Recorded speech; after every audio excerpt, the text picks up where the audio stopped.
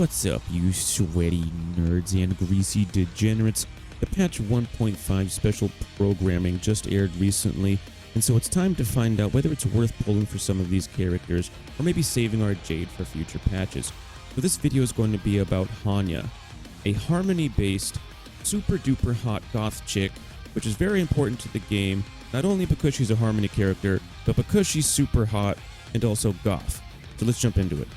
First, we're going to go over her kit and abilities so that we can gauge her general value. Then we're going to go over her character kind of bio and lore. And then at the end, we're going to decide whether it's worth pulling for her or not.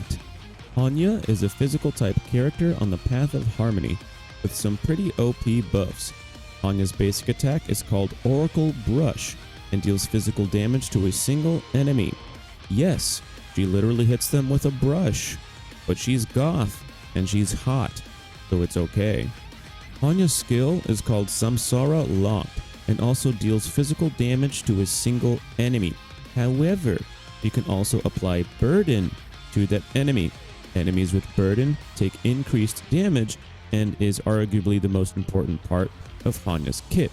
Let's talk about it some more, because Hanya's talent is called Sanction and is some of people's favorite part of her kit because of how it affects burden. After an ally hits an enemy with burden enough times, that ally recovers a skill point. I'll repeat that again. After hitting an enemy marked with burden enough times, that ally recovers a skill point. Attention all you Dan Hung Inhibitor Lune mains. This is your support character. Hanya is the closest thing to a must pull for you. Hanya's ultimate is called Ten Lords Decree. All shall obey, and it increases the speed and attack of one ally, which is a huge asset to have. This is a big old buff. It's kind of like Asta's ultimate and Asta's talent, but only focused on one ally. Hanya's technique is called Netherworld Judgment. When it is used, it immediately launches battle and inflicts burden on a random enemy, which can help you get your skill point regeneration engine started right away. So, Hanya wants to be built really, really fast. So she probably wants to be the fastest character on your team so she can get in front of all of your allies, apply burden, and get that skill point engine started.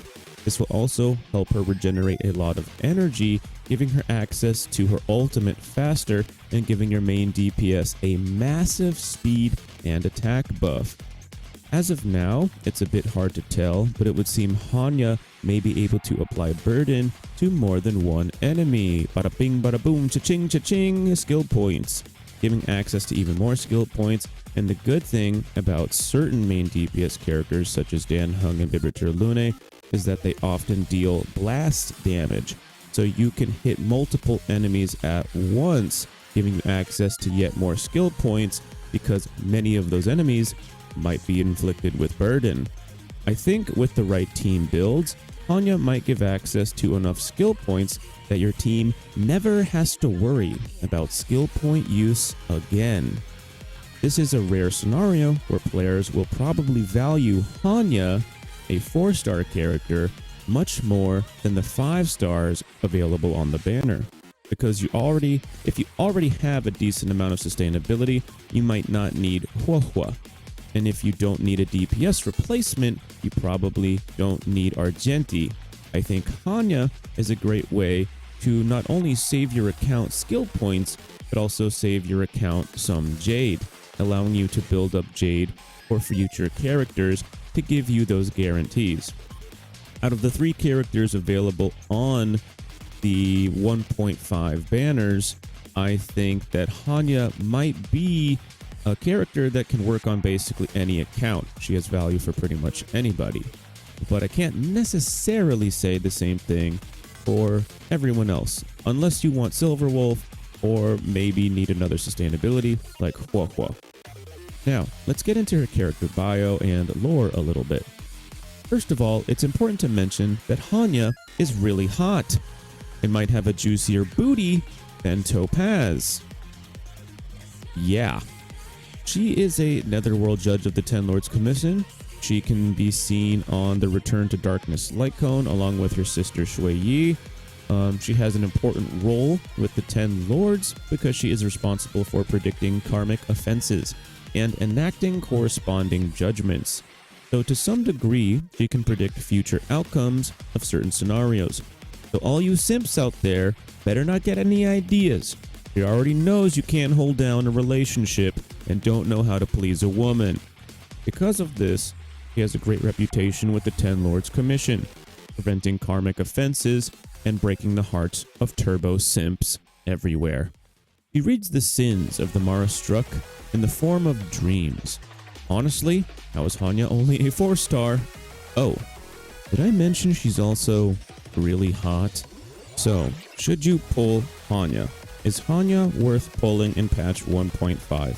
Well, Hanya is a 4-star character, so you don't technically have the guarantee that you will pull her. However, the odds are in your favor that you'll pull a 4-star character that you want before, let's just say, for example, pulling a 5-star. Yes, it's not guaranteed, so technically you could be that one unfortunate unlucky soul that it takes forever to pull the 4-star on the banner. That just happens sometimes, but the odds are in your favor that you'll probably pull a 4-star that you want before the 5-star. That's just what usually happens. So moving past the pulling aspect and moving more towards meta or combat. Did I mention she's really hot and has a fat juicy ass? Anyways, so Hanya has value. She just screams value to me because there will always be DPS hungry characters in this game, whether you have like Sela or Dan Heng and Bibiter Lune, or characters that are coming out in the future. There will always be a like value for a character like Hanya in the game for the entire game's lifespan. Skill point regeneration is incredibly powerful, but she doesn't only provide skill point regeneration. She provides increased damage to all the enemies that have burden.